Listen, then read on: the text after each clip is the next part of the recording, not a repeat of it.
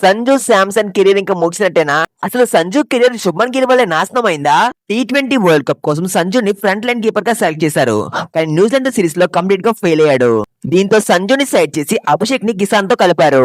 Sanju ODI టెస్టుల్లో ఆడడం లేదు. ఇప్పుడు టీ20లో బ్యాకప్ గా ఉన్నాడు.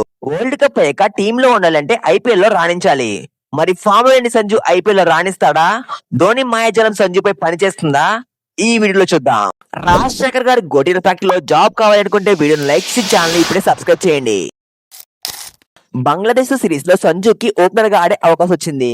కానీ తన ఫస్ట్ 2 మ్యాచ్ లో అంత బాగా పర్ఫార్మ్ చేయలేదు.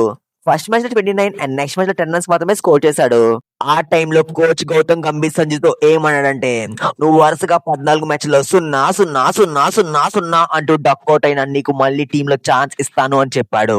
ఈ ఒక్క స్టేట్మెంట్ తో సంజులో కాన్ఫిడెన్స్ జైమని లేచింది. నెక్స్ట్ మ్యాచ్ లోనే 47 బాల్స్ లో 1-1-1 రన్స్ స్కోర్ చేశాడు. సౌత్ ఆఫ్రికాతో సిరీస్ లో ఫస్ట్ మ్యాచ్ లో సెంచరీ అండ్ ఫోర్త్ మ్యాచ్ లో సెంచరీ. తర్వాత ఇంగ్లాండ్ లో సిరీస్ లో అంత బాగా పర్ఫార్మ్ చేయలేదు. 5 మ్యాచ్లో 51 పరుగులు మాత్రమే చేశాడు. ఏషియా కప్ లో శుభ్మన్ గిల్ ని ఓపెనర్ గా సెలెక్ట్ చేశారు. దీంతో సంజు శాంసన్ ఒమన్ తో మ్యాచ్ లో నెంబర్ 3 లో బ్యాటింగ్ కి వచ్చి 56 రన్స్ స్కోర్ చేశాడు. కొన్ని మ్యాచ్ లో నెంబర్ 5 లో బ్యాటింగ్ కి పంపించారు.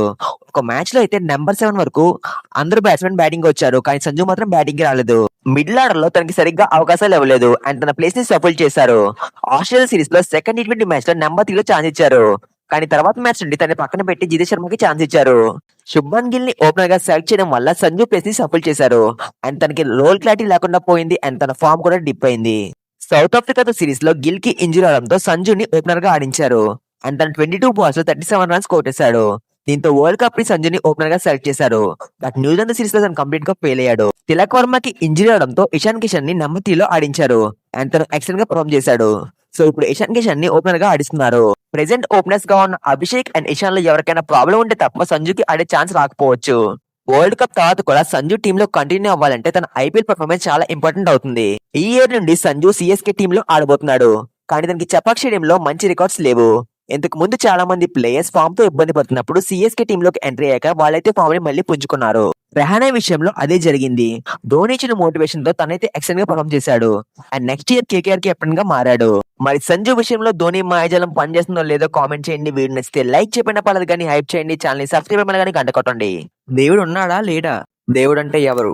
మన ఛానల్ ని సబ్స్క్రైబ్ చేసిన వాళ్ళు. మన ఛానల్ ని సబ్స్క్రైబ్ చేసింది ఇప్పుడు వీడియో చూస్తున్న వాళ్ళే. దేవుడు ఉన్నాడు.